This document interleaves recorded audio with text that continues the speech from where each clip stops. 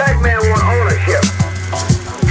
He want to be able to own his own things and make up his own mind. Demetrius Big Meech Flannery is the most dynamic and well-known American-born gangster since John Gotti. You know what I'm saying? And we can't be stopped. I don't see nobody stopped. I don't see no one to come. But Leroy Nicky Barnes of Harlem, New York, was the original black gangster superhero.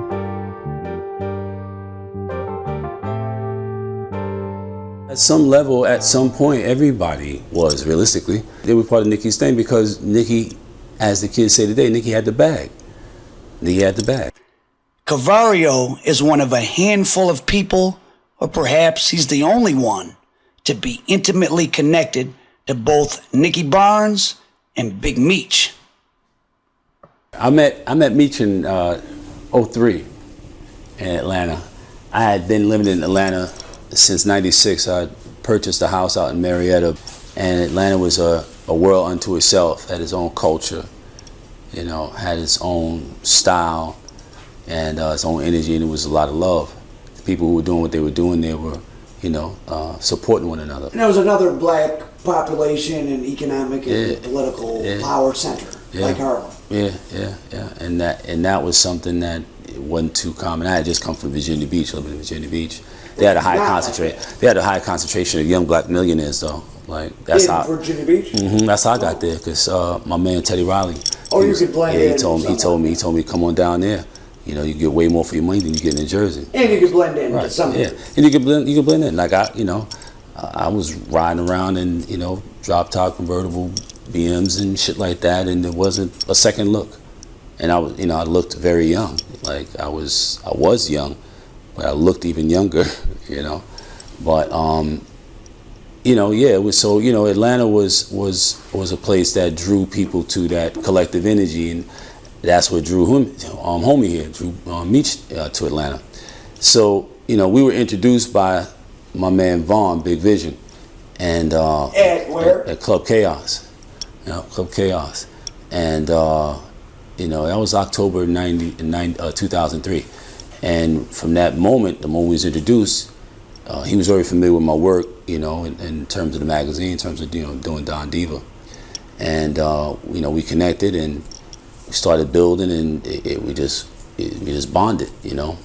One of the first conversations we had was one I've shared with you before. We asked me to put him on the cover of the magazine, and I told him I wouldn't do it for no amount of money, you know. And, you know, when I think about the things I've learned since then, and I only recently thought about this because of things I've recently learned, you know, sitting down and looking at that whole situation through a spectrum of more actual facts, right? As, you know, the paperwork that was shared with us by Sosa, you know, kind of revealed.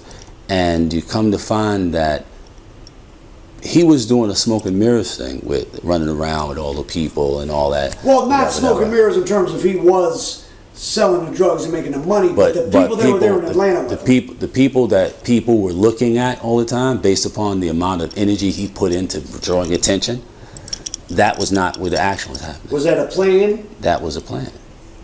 That was a plan. So when he asked me, could look we at the get on clowns at the circus, the lions are over there. All right.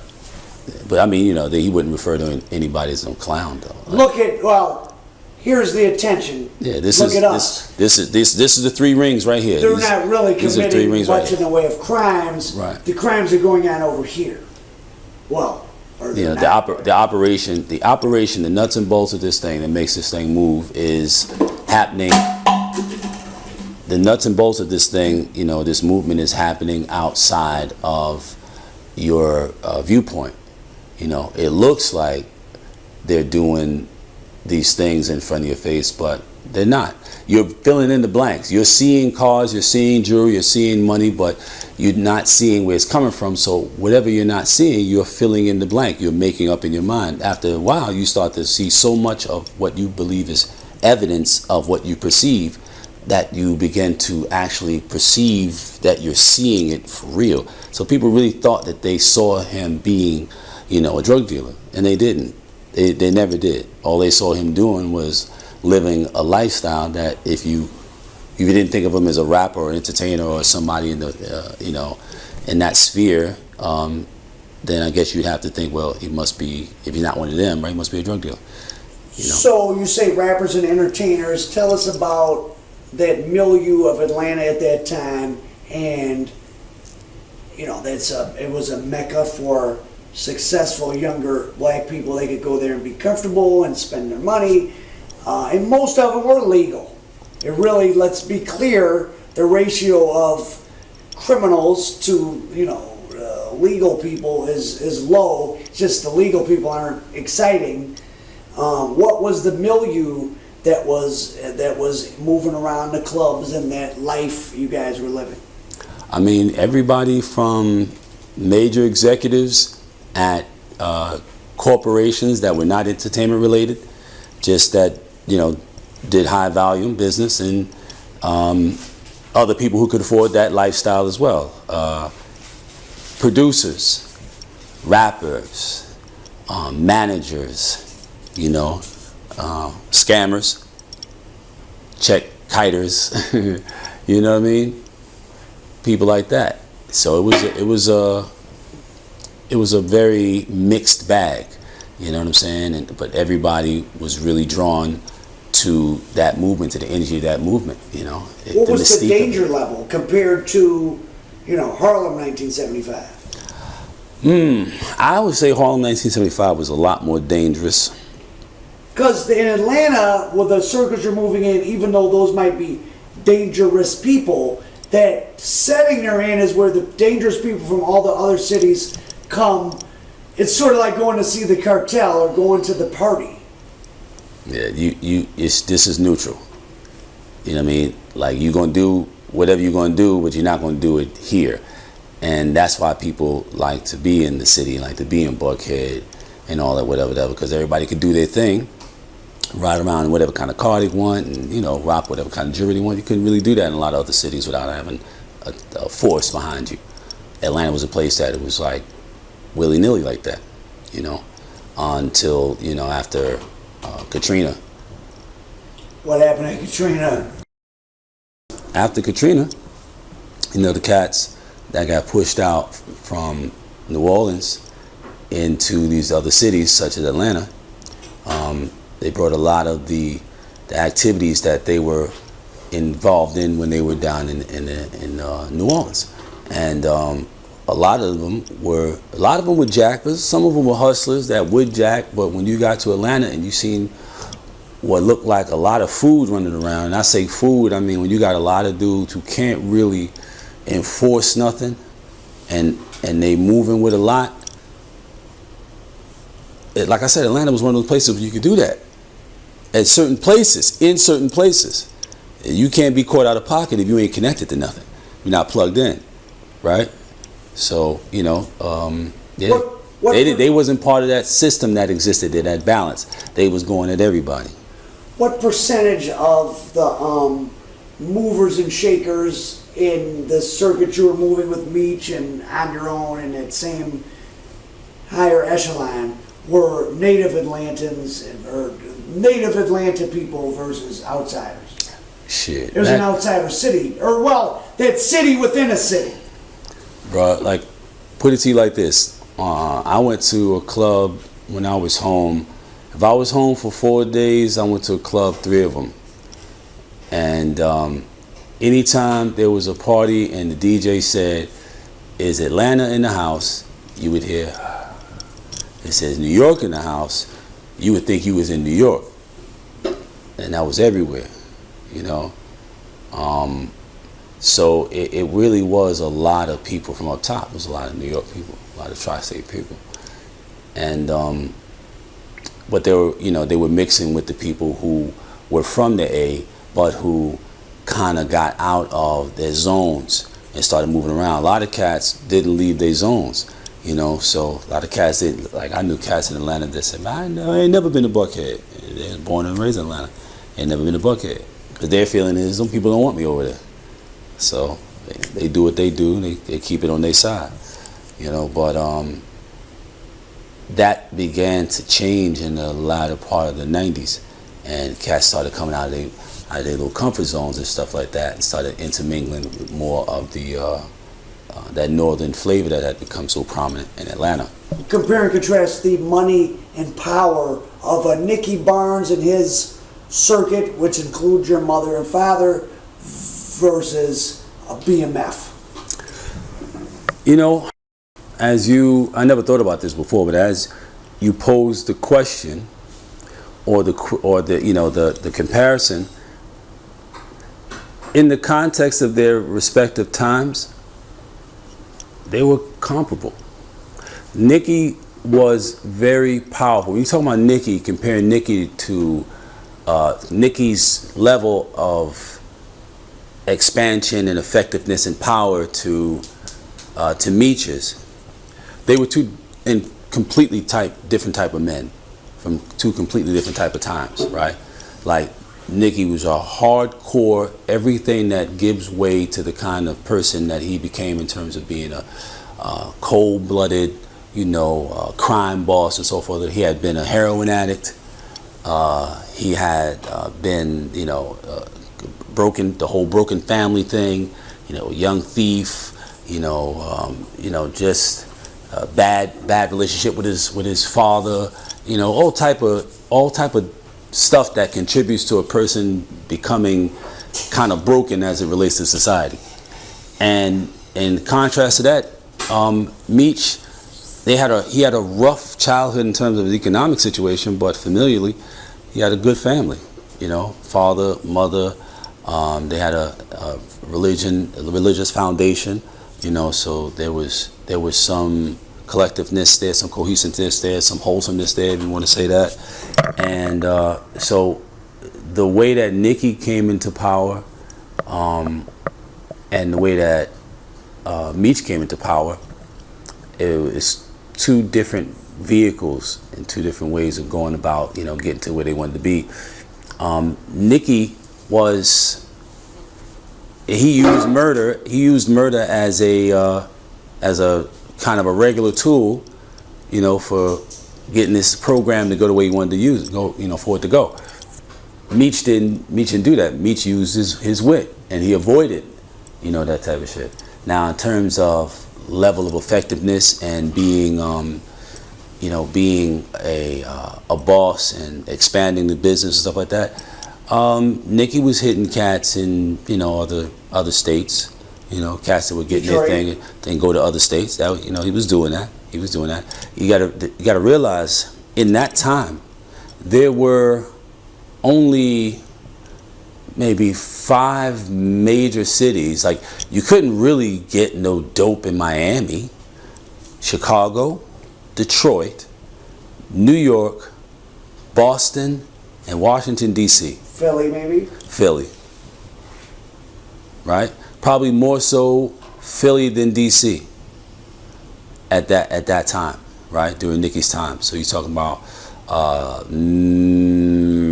early 70s to middle 80s. When we say get no dope, it doesn't mean none was there. It means, in terms of black drug dealers, because the heroin was coming from the Italians, if you were a black drug dealer in Atlanta or Miami or Toledo or Kansas City, you were going to see a black dealer like a Nicky Barnes. And in order for you to have access to that material, because they were the ones for a long time, as you know. You said the people in your household were mean. It seems like Big Meech is the opposite of mean. What was the daily interaction? And of course, talk about also, it is a different situation in that Nicky Barnes, or your mother, was in the same community where the person buying the nickel bag, or the person selling it to him, or their lieutenant, or their lieutenant, or their lieutenant is seeing them. Whereas down in Atlanta in 2000, it's kind of like the winners of every city are there to party and get the bag. Yep. Like I was saying, that there's those 5, maybe 6 cities at that point where there existed an economy worth expanding into from a New York base. And when these guys, when my homies came along, when Meech and them came along, the drug environment, the whole drug terrain had spread to every damn nook and cranny damn near around the country. And you're talking about far more commonly used drug always than heroin. You know, so they touched more places. BMF touched more places. BMF touched more cities, more states with their program, with their movement than Nicky did. But the amount of money that was generated, say between 50 kilos of heroin, 50 kilos of heroin, back then, $250 million. that's a quarter of $1 billion, maybe even, there was points at which it could be $500 million. Now, how many kilos of cocaine do you need to equate to a $500 million windfall? A key of heroin back then was, for the best of them, 120,000. For the best, 90,000. For the top quality, to the people at that level of the game, and they weren't paying for them. By the time they get done with one key, after the breakdown, after the table, after the pitching, after paying for the package, they could have $300,000. Like, the profit margin was ridiculous, for the amount of material that had to be moved compared to 2000 or 90 anything, going forth into the 2000s. Cocaine being the product, you had to sell 10 times, 20 times as much. What about it's not comparable. What about the eye to the future? So, in our research, certainly not all, but at least some of the major dealers from that 70s era did buy property. They did clean up their money to some extent. They did send their kids to college, and get them started in legal business and etc. And we won't say any names, but we both know about many people that are maybe not living off the per se dollars from back then, but are living off things that were set up back then. Was there any even talk of what's going to go on 5, 10, 20 years from now with BMF? I would, in a realistic way. No, not really. I tried to have those conversations. I tried to have them with Meech. I tried to have them with a couple of different young guys just to see what their perspectives were. After I became really clear on what Meech's perspective was. Which was? His perspective was, his words were, I'm not going to let them scare me out of living my life, Cavario. Because I would, we would argue, and I would say to him, this is counterproductive. This right here, this particular thing here is really unnecessary, and it puts your whole situation at risk. So it doesn't do you anything good, and it definitely can potentially do you something bad. And he would be like, I'm not going to let them scare me out of living my life. Once he got to a point with the conversation where it was like really nothing that he could say that could make the behavior really justified, make sense, other than this is what I want to do, and I'm going to do this, and until they come get me, or and if they never come get me or whatever, I'm gonna do this. So the conversations I would have would be, as it pertains to future outcomes and so forth, would be like I'd pull them to the side. One day I pulled Bull to the side and I said, so we about to go out, and I said, he had just gotten a 350Z, a silver 350Z with blue interior, blue nubuck interior, and we about to go out, and we standing there talking and shit, and everybody getting themselves together, picking whatever car they're gonna get in, and I said, so how does this end? And he said, I don't know, they come and they snatch us up and, we go sit down for a few years, He said maybe 10 years. And we come home and, do our thing, move on with our lives. But I think he anticipated they would let him keep the money. How could he have thought that? Like, there had already been... Because he was young. But I mean, there's already... if you just read the newspapers, you see people's money getting seized. This doesn't require a secret knowledge. Right. But I think, a lot of times, man, they just avoid coming into contact with anything that might go against what they would like to believe is the truth or whatever, But he did say, we talked at different times later on, recently, in the last couple of years, and he said, yeah, whenever you went out, when you left us in the house, we would be like, yo, he's right? But I guess they felt as though they had already taken the leap. There was nothing to do now but try to look good. Did the world change? Were there more opportunities if you were a smart, hard-working black person in 2000? And not to say that getting money is good, but if that was your goal, there were certainly other opportunities, whereas probably in 1973 there weren't many. Oh, that's a fact.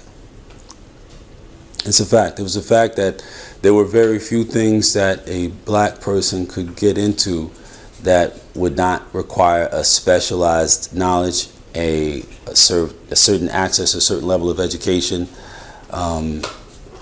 even to become aware that an opportunity existed outside of what you'd been shown every day or what you'd observed every day.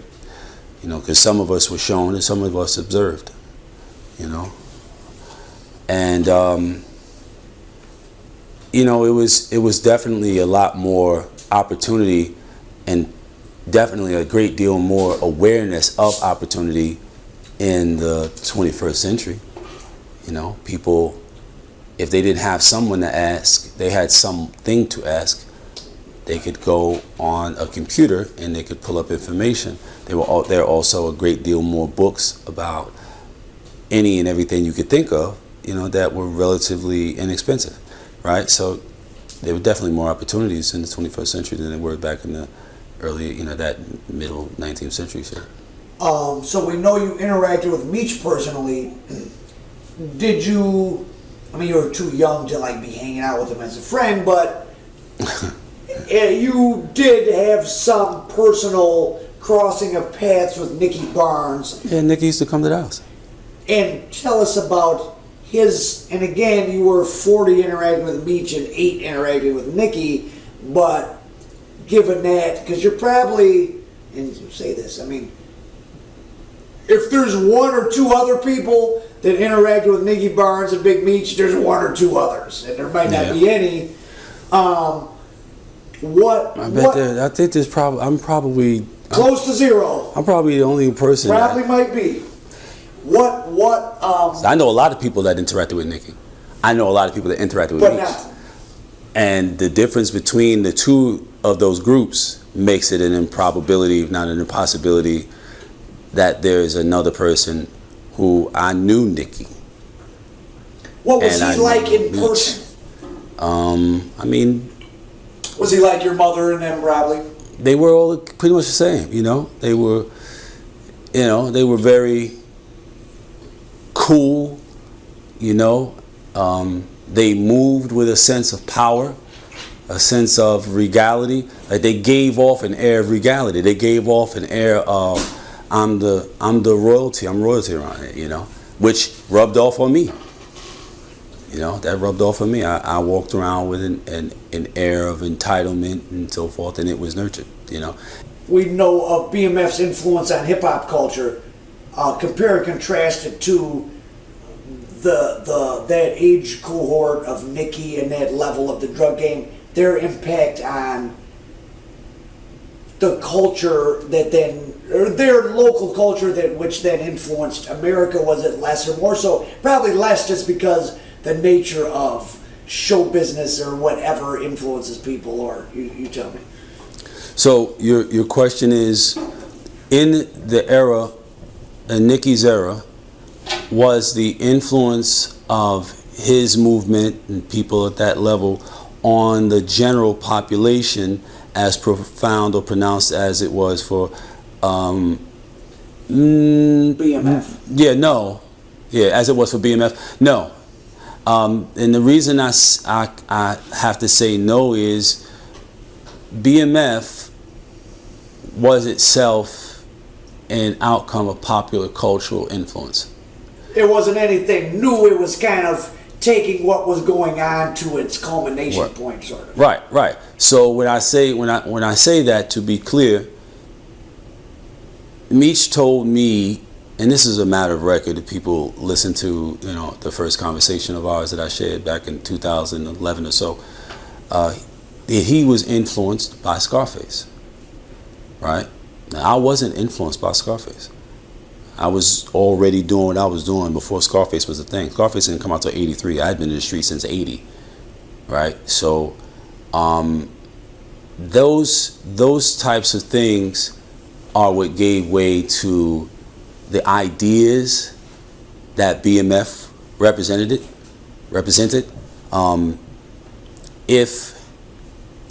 If there was that type of publicity, like, all right, Nicky did what Meech wanted to do.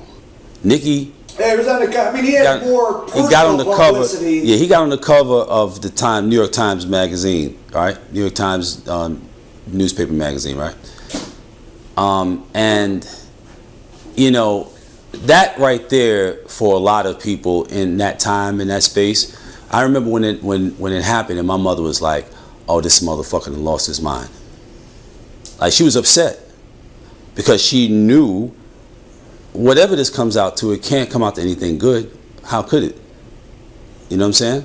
So it was the same type of mentality. It just didn't have the vehicle, didn't have the digital vehicle that proliferated the rap and the culture and the criminality that's like inherent to culture, or the music of rap and the culture of rap, and spread it all over the place, and then create the foundation in which the plant or the seed for BMF could be planted. You know what I'm saying?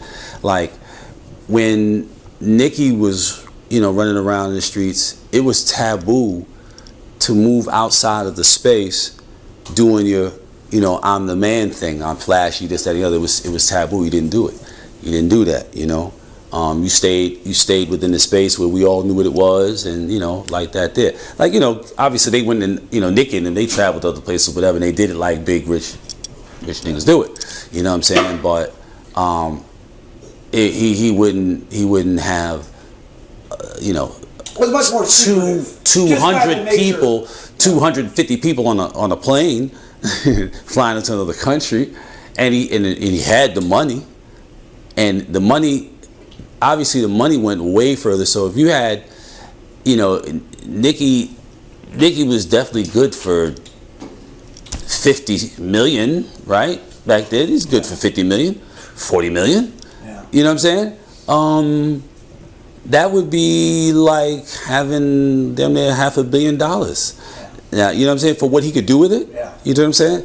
So, he could have did all that. There's less access. Right. Even but you didn't include all these regular people either. That wasn't a thing either. Yeah. Like, you didn't really there bring there was no strippers and it's part of the mix. Squares everywhere. No. Rappers, it was a player. I mean, entertainers. There were entertainers that would come through, but they wouldn't be. They weren't young, no. They weren't 20. No, and I mean, some of them. I mean, shit. Stevie. Well, not at that point. Stevie was probably. They weren't treating each other as peers. It was sort of like, I'm here with the gangster of Harlem. I don't know his business, nor do I want to. And Nicky probably treated him like, oh, you're the great Stevie Wonder. Like, we're two different people, and we respect each other's worlds. Right. Not like this weird blurring. Yeah, exactly. Not this, I'm wearing the same thing you're wearing. I'm sort of like you, and you're sort of like me. Right, because I'm wearing the same thing you're wearing. I saw you in the club, And I seen you had on that watch, so I went and asked my man what kind of watch it was. And then next check I got, went and got one of those watches, you know. And so I'm driving the car. I saw you driving the last time I was out here, you know. So we're kind of like the same. There was none of that. The entertainers of that time understood who they were, where they belonged, and they knew that if there was a conversation, a certain conversation that came up while they were at the table, they knew to excuse themselves before the person could say excuse me or get up and walk away. You know what I'm saying? It wasn't I rap about that kind of shit all the time, man. Go ahead and talk. It wasn't none of that, you know. It wasn't all a free fall, everybody down, wasn't that? The world was very different in 2000 and it was in 1997 and it was in 1977. Absolutely. Is the world as much different 20 years after BMF as it was in that time span? And what's your thoughts as hopefully we come into this slightly new age that we've had all that time to think about things? Is there going to be another Nicky Barnes or Big Meech? And obviously there shouldn't be. I mean, has the world changed more between Meech and now versus Meech and Nicky? And is there going to be another Big Meech? Has the world changed now? Between Meech's departure, between the implosion, I guess you can say, of the BMF movement and all this time later, has that degree of change, is that degree of change comparable to the degree of change that transpired between Nicky and Meech's time? Yeah. The world certainly didn't have a whole city of affluent black people of doing all sorts of things, mostly legal, like you had in Atlanta then. That didn't exist in 1977. No, that definitely didn't exist. Like, closest to it might have been in Detroit, but it wasn't like Atlanta in 2000. The width and breadth of it. Right. In Harlem, you had a bunch of people who were legit.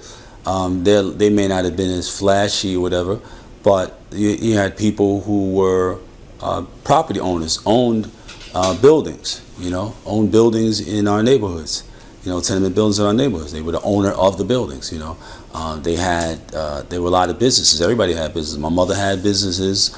My By business, cousins, you mean a storefront? Supermarket, pool hall, laundromats, liquor store, that type of shit, shit like that. So that was there, like those businesses was there. So was it less different than maybe people think? It was. I don't know. I think people might different because of their early life experiences.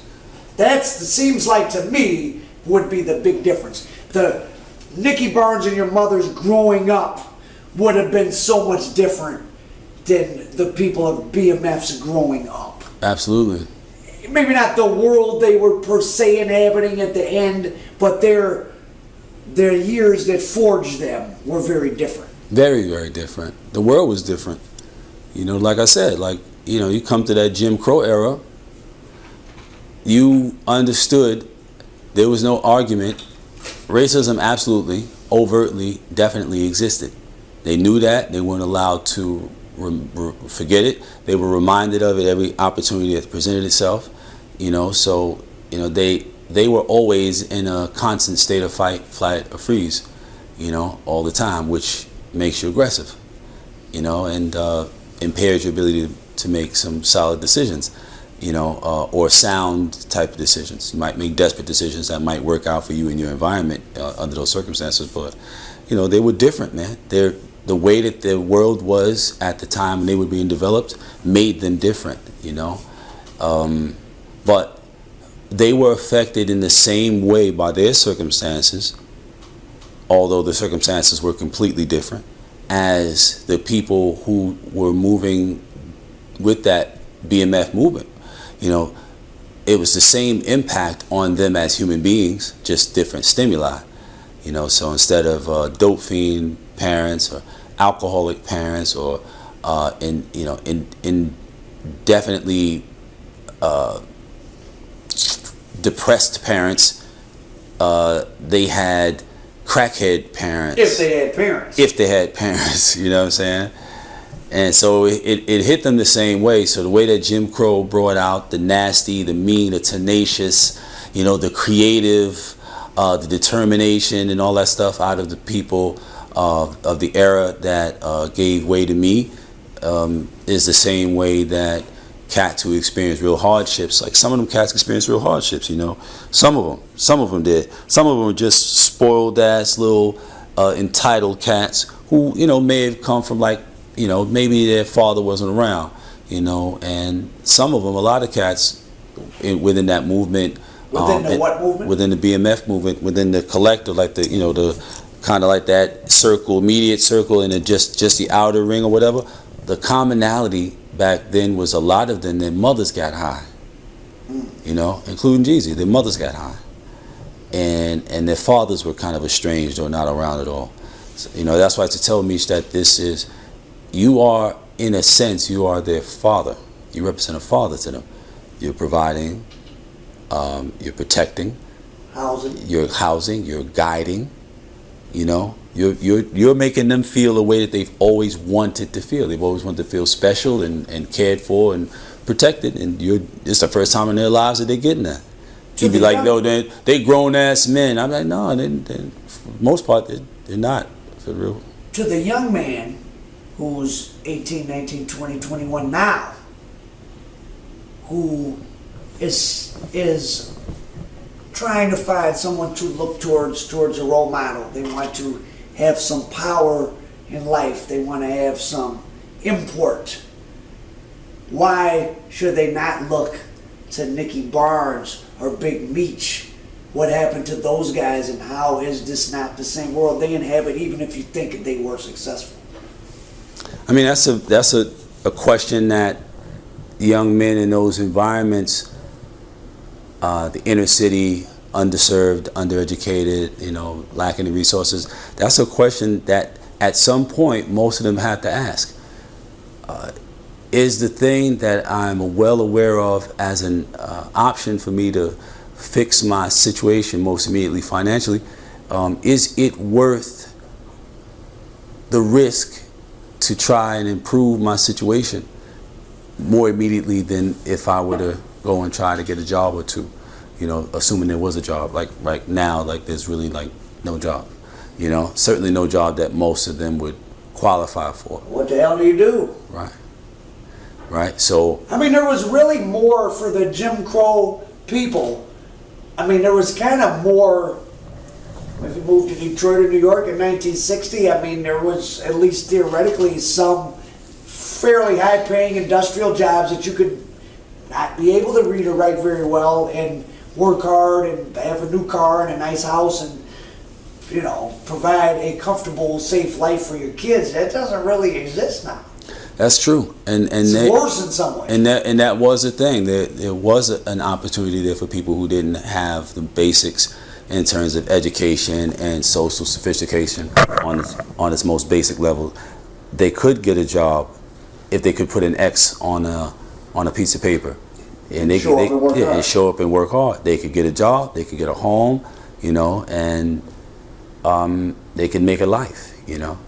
I mean, things just changed, and the majority of them did not evolve with the changes.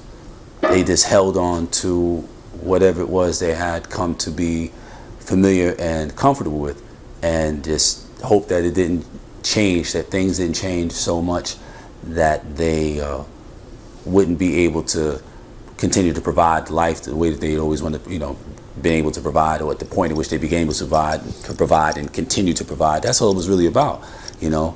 Only people who were taking extra chances were looking for extra benefits, you know, nice cars and money to burn, and, you know, nice threads, and, you know, that type of thing. And, you know, most people, like I said, there were a lot of people who were legitimate that were doing well, and they just lived normal lives. They just lived regular normal lives.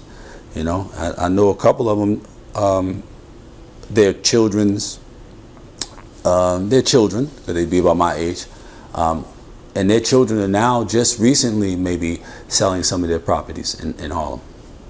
It's just now, like in the last few years, selling a building that's been there since their father was, legitimately, owning these properties from back then, from back when we were kids. What's the legacy of these two famous, and at least for a time, powerful African-American men in 20th century America? Well, I mean, to be really frank, man, first of all, again, I spent time, personal time, one-on-one time, building a real friendship with Meech. Nick was my people's people. He was a grown man, so to me he was like everybody else. He was somebody who was powerful, wore nice clothes, which influenced my taste in clothes when I was very, very young. Nicky was the epitome of everything that you wanted to be. Nicky was a superhero back then. By the time Meech came along, they had been in different cities, different variations of that. But Nick was doing something that had not really been done. He wasn't the only one. He's just the one you heard about. Frank Matthews, who was bigger than he was, ultimately. He was also a guy who was very, very fly, nice cars, nice clothes, and stuff like that. So, Nicky's legacy, had he not done what he did, would have been what Meech's most certainly will, as it relates to having chosen that life and having dealt, reached its highest heights, and then having dealt with its lowest lows and maintaining the same character throughout both situations. He took it with a smile. He was graceful, and he didn't let either of the situations take him out of his character. And he's going to be respected. He's going to always be respected, unless there's a real significant shift in our community. Because if we suddenly start not accepting drug dealers as people to be respected because they made, and it's really because of the money. Just imagine if there was only the destruction, and but without the money. How would people really feel about the fact that, kind of like a Tukey Williams, like you become like something like that, right. Sort of, yeah. You know what I'm saying? So, it's people are going to always respect, success.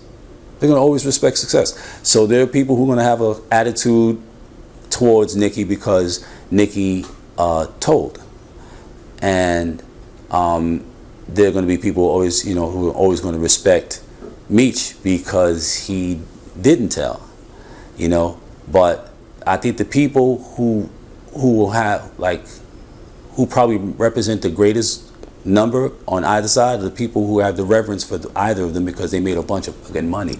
Yeah. You know what I mean? It's really about. They made a bunch of fucking money, and there's more people are going to respect that at the end of the day than any fucking thing. Well, those guys, and I'm just leaving with this. You were around both of them at their height, and people like Nicky and other, people tertiary to them. Had they found the meaning of life, were they happy? I think they were. They were what? I think Nicky was happy with being a big-time drug dealer gangster, and I think that Meech was happy being a big-time, dope boy. Till it was time to go to jail. Yeah, and I mean, he didn't cry when he went to jail either. You know what I'm saying? Like, he wasn't happy about it.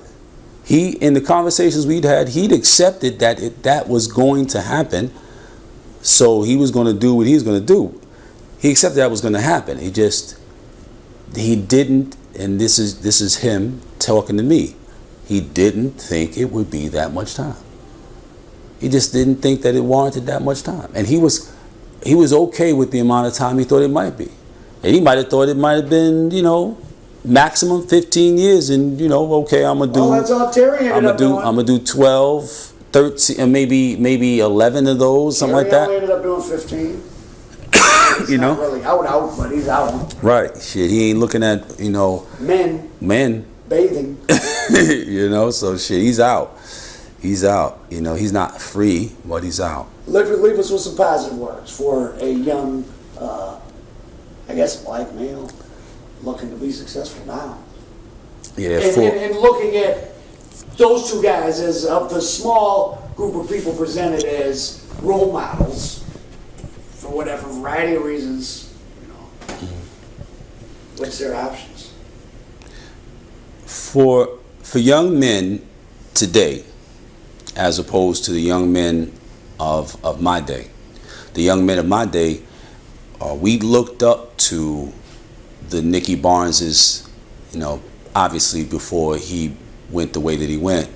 He represented the height of it, like as good as it got. You had power, you had money, you had fame. If you valued those things, he had everything that you could possibly value, even if you weren't just a little young poor kid, from the ghetto somewhere. Meech, as well, he represented,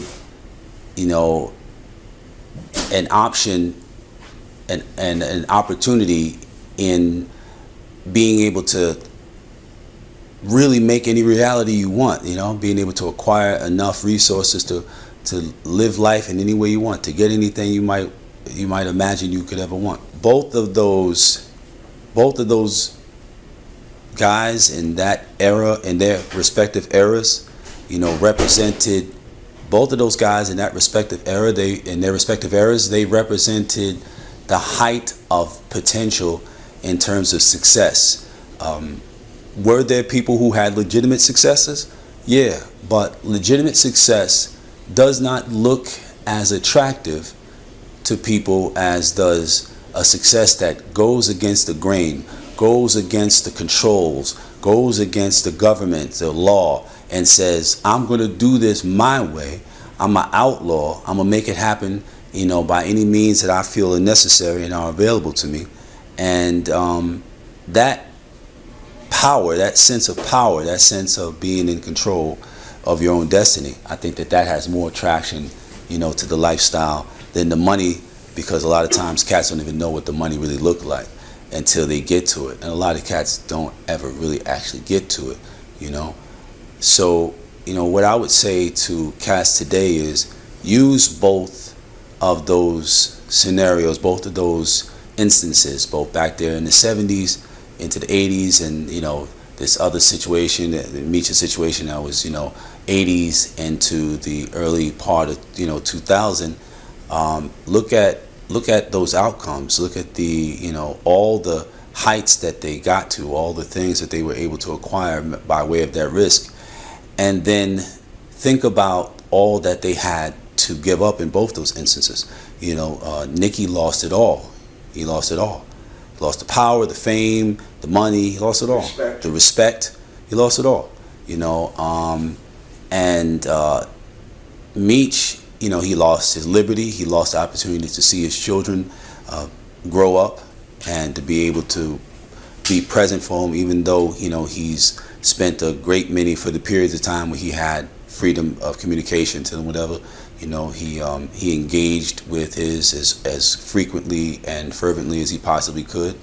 But when you think about those kinds of sacrifices in comparison to what was gained, at the end of the day, from my perspective, both those men can tell you what the worth was or the value of it was to them, but from my perspective, it wasn't worth it. In the time that was served, between the time that the running around was being done and the time that was served after the running around was being done, whatever amount of wealth, with the degree of aptitude, degree of intelligence that these guys had, whatever amount of wealth was acquired in that time and lost in that time, and time that was given, lost in that time, they certainly could have taken that same ability and those same gifts and created something that could not be taken away. So don't sell yourselves short trying to get some, overnight success. It's a phrase, it's not a reality. There is no overnight success.